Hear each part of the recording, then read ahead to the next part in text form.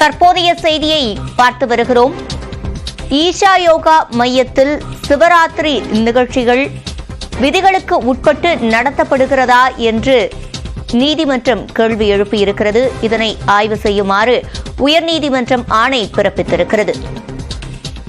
தமிழ்நாடு மாசு கட்டுப்பாட்டு வாரியம் இது தொடர்பாக ஆய்வு செய்து அறிக்கை வெளியிட தற்போது நீதிமன்றம் ஆணை பிறப்பித்திருக்கிறது. கூடுதல் விவரங்களை செய்தியாளர் மதனிடம் கேட்கலாம். மதன், முழுமையான விவரங்கள்.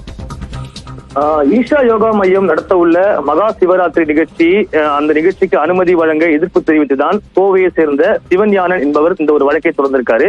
அதாவது ஆண்டுதோறும் வெள்ளையங்கிரி மலையில் இது போன்று மகா சிவராத்திரி நடைபெறும்.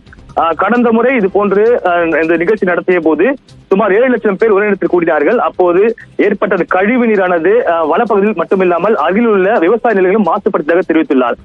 எனவே அதே போல அரசு நிர்ணயித்துள்ள அந்த ஒலி அளவு கூட 48 டெசிபல் ஒலி அளவை விட அதிகமான அளவிலும் நிகழ்ச்சி அந்த வனப்பகுதியில் நடத்தப்பட்டது விதிகள் மீறிய செயல் என்றும் அவர் தெரிவித்திருந்தார்.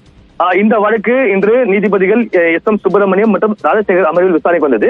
அப்போது ஏற்கனவே பசுமை தீர்ப்பாயம் உத்தரவுகளும் மீறப்பட்டதாகவும் மனுதாரர் தரப்பில் குற்றச்சாட்டும் எடுத்து வைக்கப்பட்டது.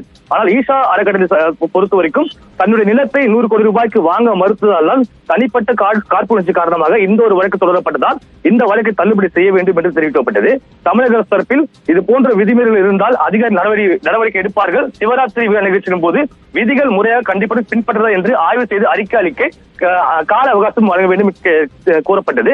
இதை ஏற்றுக்கொண்டு இந்த வழக்கு விசாரணை மீண்டும் 24ஆம் தேதி தள்ளி வைக்கப்பட்டது. அன்றைய தினம் இது தொடர்பாக தமிழ்நாடு மாசு கட்டுப்பாட்டு வாரியம் ஒரு அறிக்கை தாக்கல் செய்ய வேண்டும் என்றும் தற்போது உயர்நீதிமன்றம் இந்த உத்தரவை பிறப்பித்துள்ளது. விவரங்களை வழங்கியமைக்கு நன்றி மதன்.